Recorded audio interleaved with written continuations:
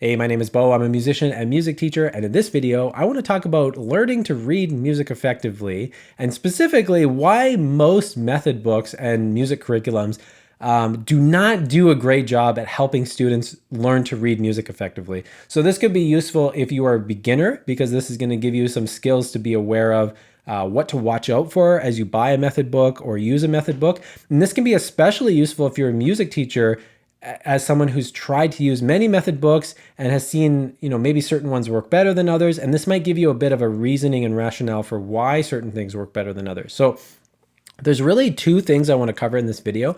One is the proper sequencing that a method book has. And the second one is more related to the tonal side of things, on how method books often teach tones out of context and why that is such a gigantic problem for learning to read music effectively.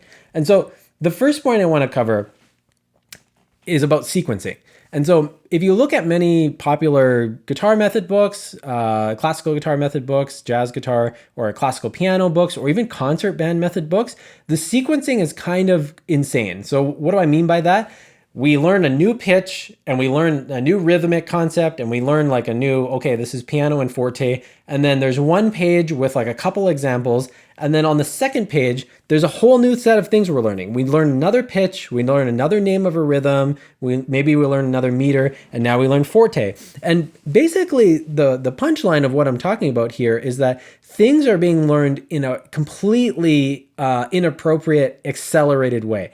And so when we're learning to read music, we can't effectively learn to read music with just a couple examples. Every time we learn a new note or new chord or new arpeggio or new rhythmic concept, we can't just learn with a couple examples. We need tons and tons of short little etudes and excerpts and 8-bar pieces and 16-bar pieces to actually practice these skills. And what typically happens is many students are pretty smart, whether they're kids or adults.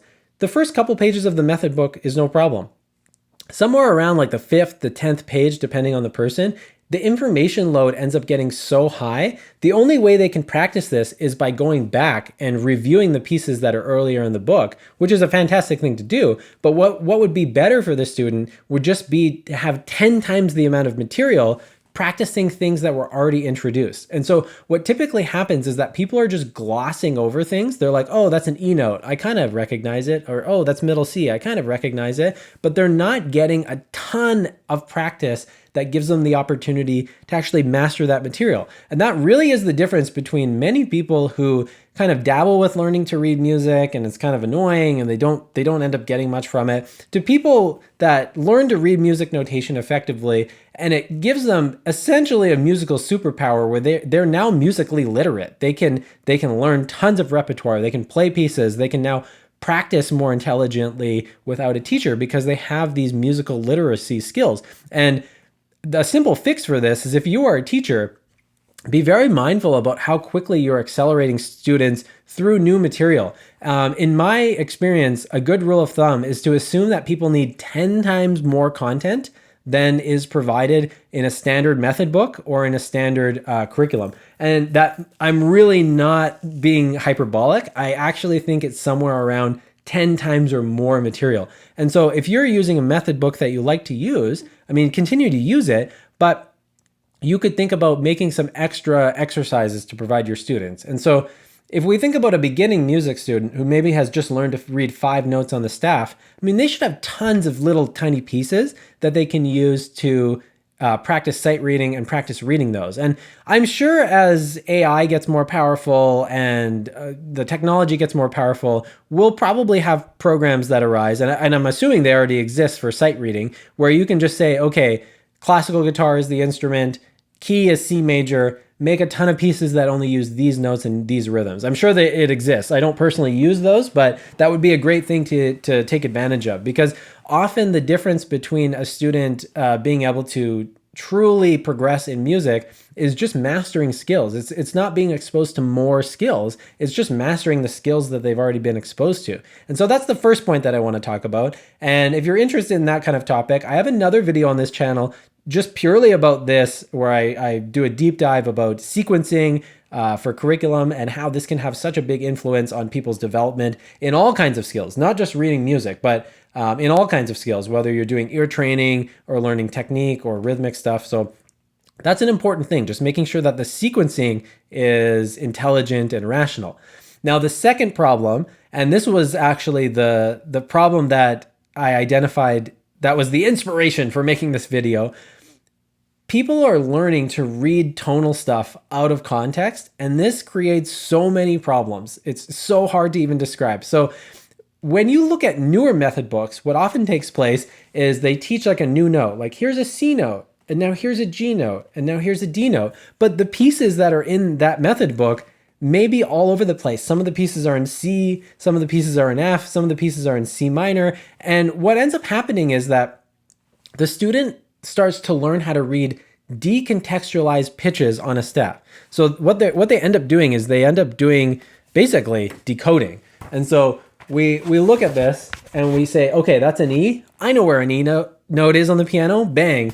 Okay, that's an F sharp. I know where an F sharp is on the piano. Bang. But the student may not be audiating the proper context that the music is in. The student's not understanding this is just an E minor and it's related to this E minor scale that I know.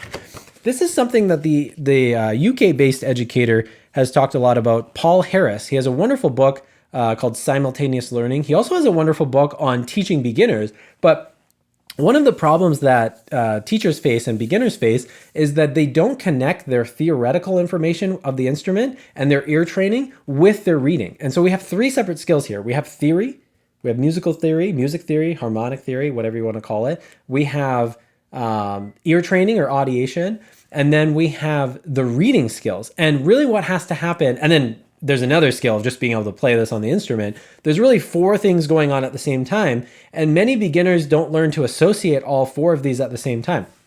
So what do I mean by this? If I play this on the piano, and we're hearing that we're in the key of C major, my ideal music student should be able to play this on their instrument. They should be able to recognize what that is by ear. Like if I went like this, they should be able to tell me were the first three notes C, D, E, or were the second set of three notes C, D, E? Were the first three notes E, D, C, or the second three notes E, D, C? And unfortunately, that's often just put in the compartment of ear training. But really what we need is we need to have a theoretical understanding of what's going on. Okay, that's 1, 2, 3, 3, 2, 1, C, D, E, E, D, C. They should be able to audiate it, meaning they should be able to sing it. They should be able to recognize when another musician does it and just identify what it is. They should be able to read that on a staff, and they should also be able to play that on their instrument. So there's four separate skills. There's theory, reading it, instrument, and then the audiation. And they all need to be trained simultaneously. And unfortunately, what a lot of musicians do is they try to teach reading music before people have basic audiation skills. And so what you see in beginning method books, you see pitches just being introduced out of context. They're not attached to a scale. They're not attached to a key. You're just learning to read a middle C hanging in thin air. You're just learning to read an E note hanging in thin air. And now, this problem has led a lot of music teachers to emphasize using solfege, specifically movable solfege, where you're learning to go, okay, that's do, re, mi. But if we're in the key of G, we could also call this do, re, mi. Now, one of the crazy benefits of movable do with a La bass minor, solfege essentially, is that people are now audiating what they're doing. And the label they've given it, do, re, mi, is linked with their audiation. And you can very easily teach someone to read that notation in essentially a couple minutes. It's crazy how fast the process is.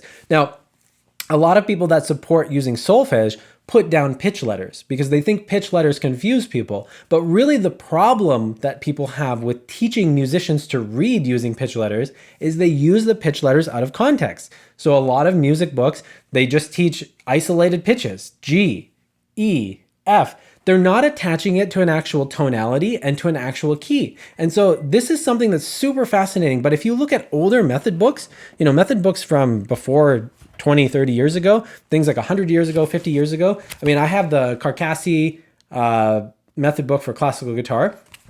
All of the little pieces that you learn in here, you learn in the context of a key and a scale, and a tonality. So it's always like C major, C minor, D major, D minor. And what you do is you learn the scale first. Let's see if I could find an example in here. But you learn the scale first, and then they give you a bunch of little exercises where you play through that scale. So for example, in this example here, you're learning the scale of C major.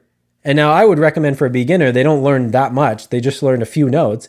They learn the scale, and then directly beneath it, there'll be a couple chord progressions you can learn. And then you start learning how to apply these in actual little pieces that are in the key of C major. Now, if we compare that with what's happening with a lot of modern method books, they don't teach reading skills inside the context of a scale and a key that you're actually audiating. They teach reading as isolated pitches. So they teach, okay, here's a C note, here's a G note, here's an F note. Now we're going to learn to play a bunch of songs that use those notes, but sometimes the song's in C major, sometimes the song's in G major, sometimes the song's in F major. And unfortunately, a lot of students that go through method books that are like this, they do not end up connecting the theory with their audiation, with the reading, and with being able to do all those three on the instrument. They end up becoming disconnected. And in Paul Harris's wonderful book, Simultaneous Learning, he identified this problem and gives a potential solution to it. You essentially just have to learn these all at the same time and cross-pollinate them.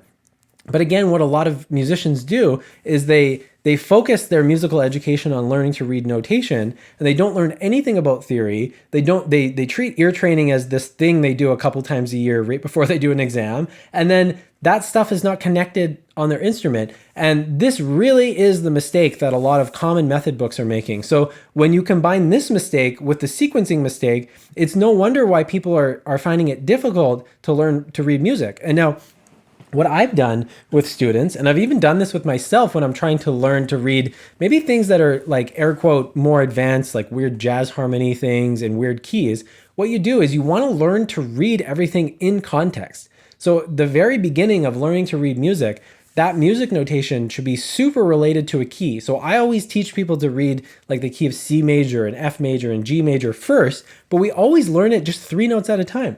So everything you might read in the key of C major at first, just very simple things with 3 notes. And I'm going to give them many, many, many pieces they can read. I'm going to give them like 20, 30 pieces that they can read with that, with very simple rhythms. And then over time, we'll add the other notes of the scale. And over time, the patterns get more complicated. And then, we learn how to change keys. We learn how to change something from the key of C major to G major and how to compare them. And it's so obnoxiously simple once you see the problem. But when you teach people to read music with out of context pitches, where there's just a C note floating and a D note floating and an F note, but we don't actually know what key we're in, it's not engaging people's musical mind. And when you teach people to read music like this, what you also teach them is notational audiation. So for example, my students that learn to read music like this, they could open a piece of music and know what that's going to sound like. They could say, oh yeah, well, that looks like it's in the key of G major, and that's a B note, so that's the 3rd of G major, and it's going to sound like this. And they can actually just sit down and read music silently like it's a book and fully understand the rhythms and the tones and the chord progressions. And unfortunately, a lot of method books, man, it's just they make this so difficult between these two problems, between things being learned out of context and between things not being sequenced very well. And so there's 2 kind of options that you have there's a few. As a teacher, you can choose method books that are more intelligently designed. And I haven't kind of cracked the code with this with piano.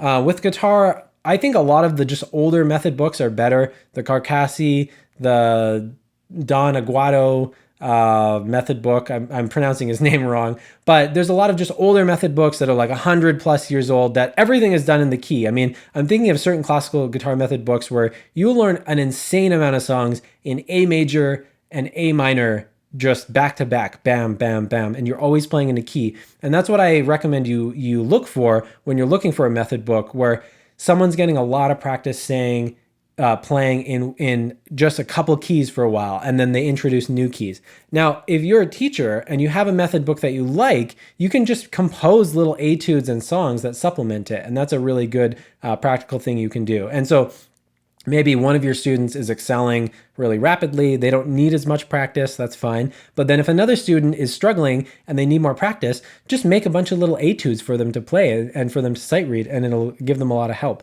So that's a bit of a crash course on what's going on with modern day method books, and one of the couple main reasons why people are struggling to learn to read music notation. If you have any questions or comments, hit me down below. My name is Beau. I offer online guitar and piano lessons. I also offer coaching for musicians who are trying to learn, or for music teachers who are trying to learn to develop better music curriculums, get better at teaching. So if that's something you're interested in, shoot me an email.